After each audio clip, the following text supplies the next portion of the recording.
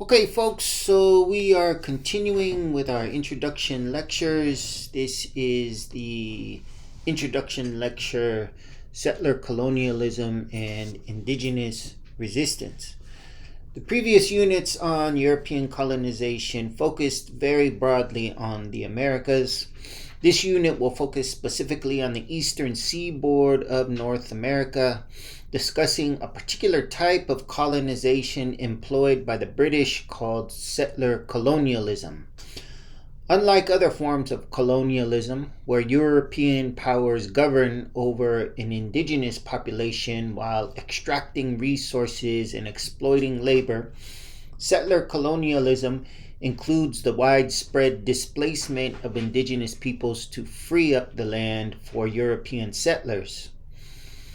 In an Indigenous Peoples History of the U.S., Roxanne Dunbar Ortiz defines settler colonialism as the founding of a state based on the ideology of white supremacy, the widespread practice of African slavery, and a policy of genocide and land theft. Indigenous scholar Nick Estes elaborates. The history of the United States is a history of settler colonialism, the specific form of colonialism whereby an imperial power seizes native territory, eliminates the original people by force, and resettles the land with a foreign invading population. Unlike other forms of colonialism in which the colonizers rule from afar and sometimes leave, settler colonialism attempts to permanently and completely replace natives with a settler population. By the time Great Britain began colonizing North America in the 1600s, colonial propaganda presented a dual image of the continent and American Indians. On one hand, the settler colonists understood the eastern seaboard as an earthly paradise where the war-torn, impoverished, and persecuted could build a new life and build a new and free life. They imagined American Indians as a friendly and gentle people who eagerly received Europeans. The eventual shift and counter image, however, depicted a wilderness where savage and hostile subhumans lived without law, religion, rulers, immortality of the soul, and private property.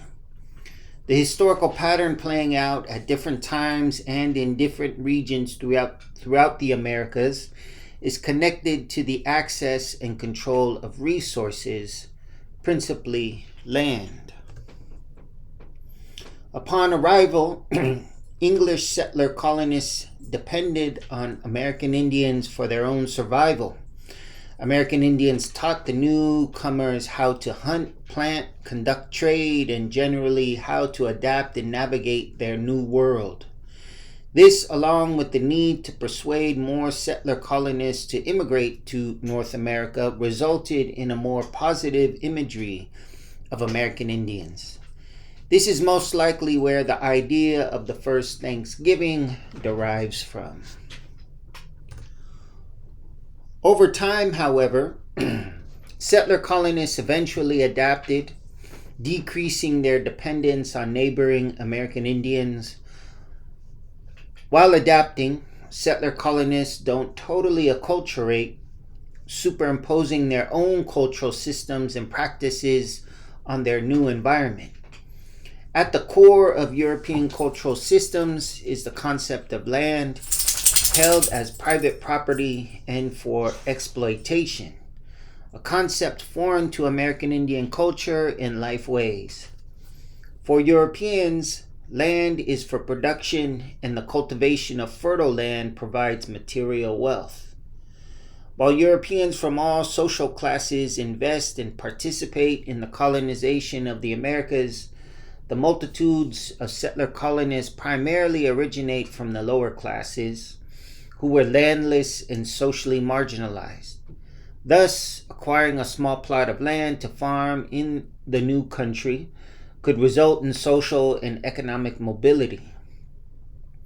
Continuous British immigration and the freeing of indentured servants multiplied the demand for available land. However, given that large European plantation owners already occupied most of the fertile land along the coastal areas, settler colonists found themselves pressed up against a limited supply of available land and forced further into the western interior up against American Indian nations.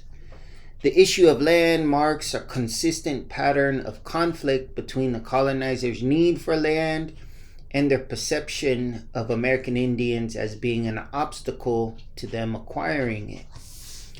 Negative portrayals of American Indians replace the positive. Dehumanizing American Indians justified land theft and plunder.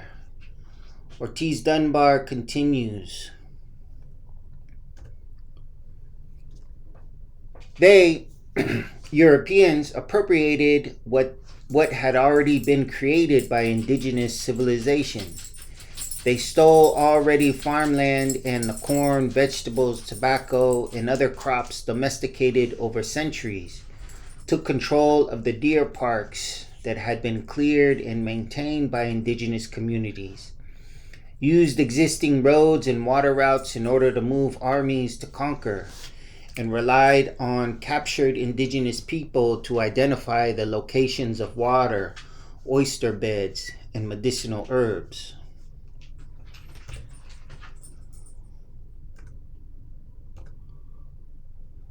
Settler colonists applied various techniques to thin the Indian population, to free up the land and its resources.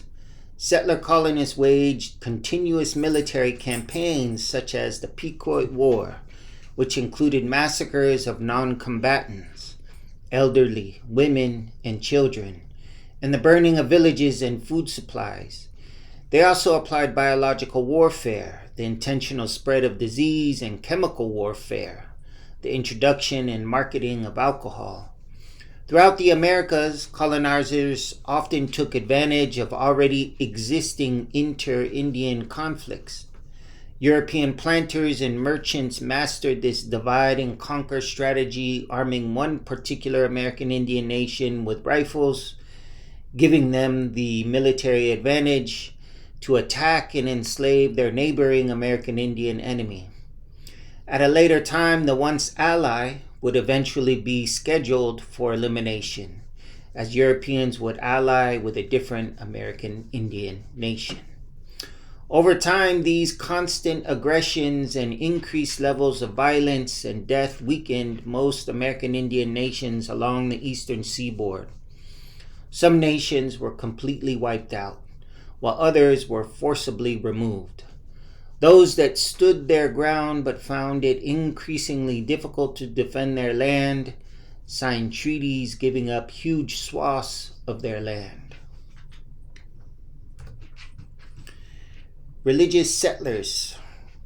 Many early immigrants, such as the Puritans, Pilgrims, and Quakers, fled persecution back in Europe, seeking religious freedom in North America. The American myth remembers the religious settlers as separate and distinct from the conquerors and mercenaries. They supposedly stressed peaceful cohabitation and are remembered as peaceful religious settlements living in harmony and respecting their American Indian neighbors. The reality, however, is that they too had economic designs on American Indian lands and resources. Early Puritans and Pilgrims often arrived and settled on assumed unoccupied land. That land, however, was unoccupied because American Indian populations decreased dramatically from European diseases introduced to them a generation earlier. Puritans felt this was God's divine intervention, giving them a right to occupy the land, and further justified their actions. Settler colonization not only involves land theft, but often requires forced acculturation. Settler colonists established praying towns, a type of cultural genocide where American Indians were forced to strip themselves of their cultural practices and adopt a more civilized lifestyle. Cultural doctrine dictated that American Indian peoples wear European clothing, speak English, give up hunting and gathering, and indigenous agricultural practices, live in European-style housing, keep domestic animals, and most importantly, attend Christian churches. While the Puritans are remembered as being extremely violent towards American Indian peoples, many historians argue that the Quakers' approach to Indian peoples differed greatly from the entire history of the European colonization of the Americas. The Quakers settled a new colony in Pennsylvania and signed the Great Treaty of 1682 with the neighboring Delaware or Lenape American Indians.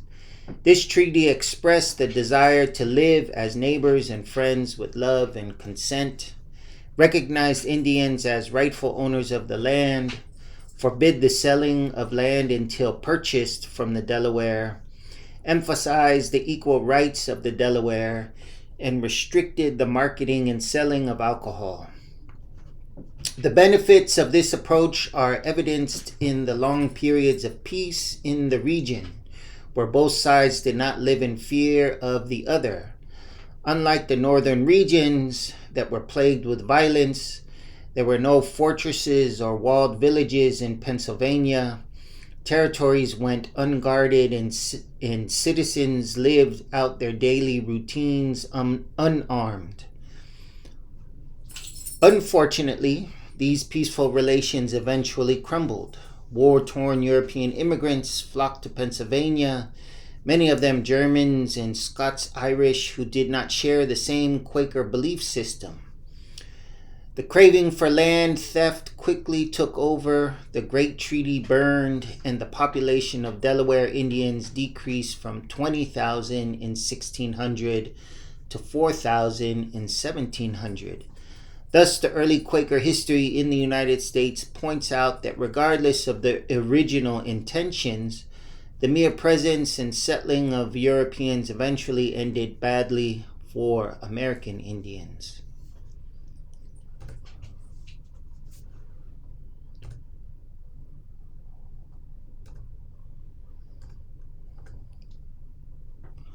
While the above provides a racial and ethnic framework in understanding conflict and violence juxtaposing American Indians and white settlers, it is oversimplified unless we also include a class analysis. Roxanne Dunbar Ortiz points out that upper-class European and later white American industrial and corporate interests have always taken the lion's share of the land at the expense of not only American Indians, but also at the expense of those European pioneers of the lower classes. The upper class utilizes white supremacist ideology to promote, encourage, and then finance the lower classes, creating a type of settler soldier to clear the land of American Indians. Portions of the bounty are then carefully distributed to the lower classes, neutralizing class antagonisms between the white landed and landless. The social and economic gains for the lower classes is temporary, however, as it is only a small number of white families that actually keep their portions of land through the generations. Big banks and other powerful industrial and corporate interests have historically overruled the so-called sanctity of private property as it applies to the lower classes. American Indian resistance and responses. American Indians throughout the Americas experienced their world turned upside down. A people suffering physical, social, and psychological trauma for generations. However, American Indians were not simple victims. They had agency and applied different approaches and strategies to survive and navigate through the attempted genocide of their people. Many engaged in decades of diplomacy, negotiating with European powers and colonial settlers to hold them at bay temporarily. They often politically strategized, pitting one European nation against the other. Many engaged in warfare with European powers and colonial settlers as individual nations, while others united, many for the first time in pan-Indian alliances. All American Indian nations took on some form of cultural adaptation to navigate the new world they faced. The spread of colonial powers and settlers throughout North America fueled an American Indian identity and consciousness exercised through shared struggle and resistance against a common enemy. This is an introduction. Details are in the assigned materials.